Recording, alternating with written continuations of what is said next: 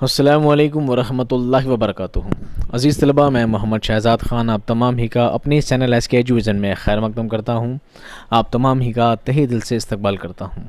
उम्मीद करता हूँ आप तमाम ही खैर आफियत से होंगे और खुश खुर्रम ज़िंदगी गुजार रहे होंगे। प्यारे बच्चों, मैं वो शफ़ी जावेद का एक सबक है, मैं वो। इस सबक को मैं पहले पढ़ा चुका हूँ और इसको सबक को बहुत ही विस्तार से, बहुत बड़ा चढ़ा कर एक एक लफ्ज़ को खुलासा करते हुए मैंने समझाया है। आप अगर वो वीडियो देख लेंगे तो आपको एक बार सबक अच्छा याद हो जाएगा। उसके बाद अगर सवाल जवाब वाला वीडियो देखेंगे तो आपको फटाफट सारे सवाल जवाब याद हो जाएंगे। अगर आपने अभी तक वो वीडियो नहीं देखा है तो जाकर देख लीजिए, और देख चुके हैं तो प्लीज़ उसे जाकर लाइक ज़रूर करिए। आइए आज हम सवाल जवाब की जानिब चलते हैं। मश्की सवालात और उनके जवाबात। सवाल नंबर 1, इस अफसाने का उन्वान यानी टाइटल मैं कॉमा वो क्यों रखा गया? 5 जुमलों में लिखिए। मैं वो इसका नाम क्यों रखा गया है आपको बताना है। जवाब क्या लिखेंगे? इस अफसाने का मरकज़ी किरदार एक ज़ईफ़ है यानी बूढ़ा है। उसे मुसन्निफ़ ने वो कहा है, जबकि मुसन्निफ़ ने ख़ुद के लिए मैं लफ्ज़ इस्तेमाल किया है, और इस तरह उन दोनों किरदारों में मैं वो के ज़रिए ये अफसाना मुकम्मल होता है। ज़ईफ़ के लिए लिखा है वो, ख़ुद के लिए लिखा है मैं, इसलिए मैं और वो नाम इसका कंप्लीट हो चुका है। अफसाने के आखिर में मैं उस बूढ़े की तरह हो जाता हूँ, इसलिए उन्वान में मैं और वो है। अफसाना निगार दूसरे किरदार का किस्सा बयान करते हुए अंजाम के वक्त अफसाने का हिस्सा बन जाता है, जिसकी वजह से इसका उन्वान मैं वो यानी मानी खेज हो गया है। सवाल नंबर 2, तुमने ज़िंदगी कहाँ देखी है बेटा? तुम क्या समझ पाओगे उस जुमले के लिए? उस जुमले के ज़रिए बूढ़ा शख्स क्या कहना चाहता है? इस जुमले में बूढ़ा क्या कहना चाहता है? तुमने ज़िंदगी कहाँ देखी है? जवाब लिखेंगे, इस जुमले के ज़रिए बूढ़ा शख्स उससे कह रहा है कि मैंने ज़िंदगी को बहुत करीब से देखा है। अभी तुमने दुनिया नहीं देखी है, जब तुम मेरी उम्र के हो जाओगे तो सब बातें समझ में आ जाएंगी। तुम्हें अभी पता नहीं कि आदमी क्या होता है। सवाल नंबर 3, अब मौत नहीं ज़िंदगी मायूस करती है। इस जुमले की वजाहत अफसाने के सियाक व सिबाक में कीजिए। जवाब लिखेंगे, एक ज़ईफ़ जो इस अफसाने का मरकज़ी किरदार है, अब वो ज़िंदगी के ऐसे दिन गुजार रहा है जहां इंसान को मौत का इंतज़ार होता है, और वो ज़िंदगी नहीं मौत की दुआ करता है। इसीलिए वो कहता है कि अब मौत नहीं ज़िंदगी मायूस करती है। अफसाने के सियाक व सिबाक में ये जुमला बड़ी अहमियत रखता है, क्योंकि उसमें ज़िंदगी का दर्द व कुर्ब छुपा है, जिसे वो के रूप में बूढ़े ने बयान किया है। सवाल नंबर 4, बूढ़े के किरदार की तस्वीर कशी इस अफसाने में किस तरह की गई है? जवाब, बूढ़ा इस अफसाने का मरकज़ी किरदार है जो ज़िंदगी से मायूस हो गया है। वो रोज़ाना रेलवे स्टेशन पर जाता है, पूरे स्टेशन का चक्कर लगाने के बाद एक बेंच पर बैठ जाता है और हसरत भरी निगाह से पटना जंक्शन की तरफ देखता है। ऐसा लगता है जैसे वो किसी का इंतज़ार कर रहा हो। जब सुबह के वक्त की सारी ट्रेनें निकल जाती है तो वो पान की दुकान पर आरा जाने वाली गाड़ी के बारे में पूछता है। पान वाला कहता है कि बाबा वो तो चली गई, अब कल आना। ये उसका रोज़ का मामूल था। ये ज़ईफ़ शख्स कई नफ्सियाती उलझनों में मुब्तला है।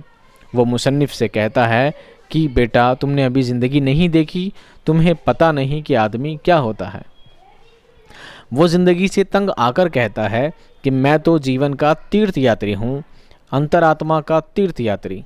इस अफसाने में बूढ़े शख्स के किरदार में ऐसे इंसान की तस्वीर कशी की गई है जो मुख्तलिफ़ नफ्सियाती उलझनों में ज़िंदगी जी रहा है। अमली काम। अब आगे सवाल क्या है जो आपके लिए अहम है? इस अफसाने का प्लॉट अपने लफ्ज़ों में लिखिए। जवाब लिखेंगे, अफसाना में वो का प्लॉट एक बूढ़े शख्स के इर्द गिर्द घूमता है जो रोज़ फुलवारी शरीफ के स्टेशन पर आता है। पूरे स्टेशन का चक्कर लगाने के बाद प्लेटफॉर्म के आखिरी सिरे से पहली वाली बेंच पर बैठ जाता है और पटना जंक्शन की तरफ इस तरह देखता है जैसे किसी का इंतज़ार कर रहा हो। जब सुबह के वक्त की सभी ट्रेन गुजर जाती है तो वो पान वाले से आरा की ट्रेन के बारे में पूछता है और जवाब देता है कि बाबा वो तो चली गई, अब कल आना। बूढ़े का रोज़ यही मामूल था। सबक के मुसन्निफ़ की मुलाकात उस बूढ़े से यही होती है। दोनों में बातों का सिलसिला शुरू होता है। मुसन्निफ़ उससे पूछता है कि वो किस लिए आता है। उस पर ज़ईफ़ बुज़ुर्ग कहता है कि मैं अपने लिए आता हूँ। मुसन्निफ़ ने कहा, मैं समझा नहीं। एक वक्त ऐसा भी आता है बेटा, समझ लोगे जब तुम पर ऐसा वक्त आएगा। मैं तो जीवन का तीर्थयात्री हूँ, लेकिन शायद जहाँ पहुँचना था वहाँ नहीं पहुँच पाया। शायद रास्ता भटक गया, लेकिन अंतरात्मा वही है, यात्री की अंतरात्मा। अफसाने में बुज़ुर्ग शख्स ने अपने तजुर्बे और इल्म की रोशनी में अपने बाज़ मुशाहिदात भी हल्के तंज़िया लहजे के साथ पेश किए हैं। उससे बूढ़े के किरदार की गहराई और मानवियत उजागर होती है। सबक से मुतालिक अहम सवालात और उनके जवाबात।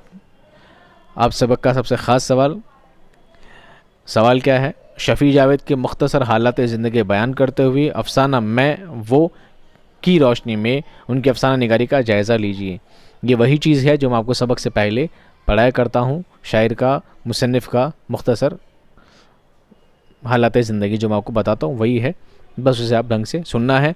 लफ्ज़ व लफ्ज़ तो मैं आपको वीडियो में पहले बता चुका हूँ। जवाब क्या लिखेंगे? शफ़ी जावेद 1935 में सूबा बिहार के शहर मुज़फ़्फ़रपुर में पैदा हुए। घर का माहौल अदबी था। आबाई वतन तारीख़ शहर गया है। शहर का नाम है गया, ठीक है, गया वाला गया नहीं है, जिसे महात्मा बुद्ध से ताल्लुक़ की बुनियाद पर शोहरत हासिल हुई। उन्होंने पटना यूनिवर्सिटी से समाजियात में एमए किया।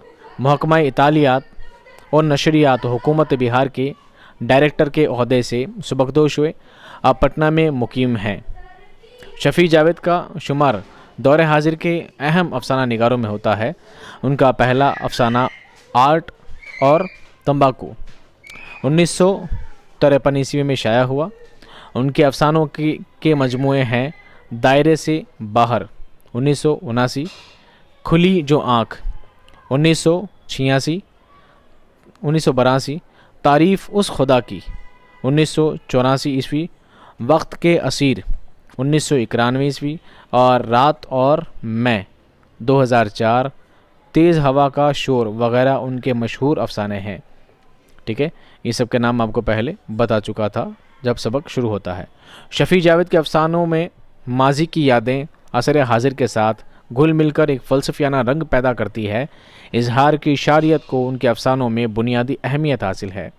अपनी फ़ज़ाबंदी और एक हल्की रोमानी लहर के बाअस शफ़ी जावेद के अफसाने इम्तियाज़ी तासुर पैदा करते हैं।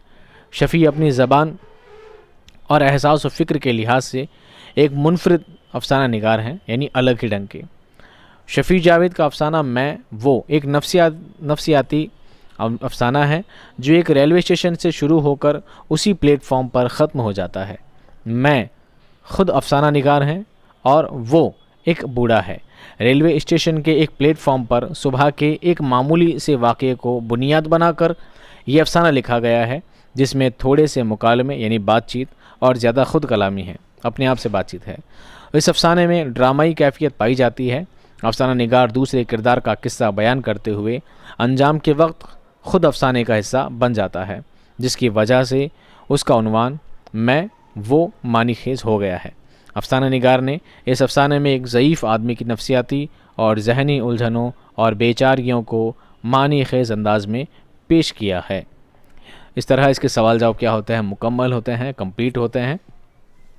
एक बार सबक वाला वीडियो देख लीजिएगा, उसके बाद आप सवाल जवाब पढ़ लीजिएगा और एक बार हो सके तो सबक का खुलासा भी देख लीजिएगा।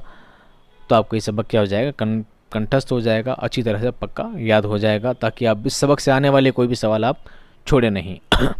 मिलता हूँ आपसे नेक्स्ट वीडियो में, तब तक खुश रहिए, आबाद रहिए, खुदा हाफिज़।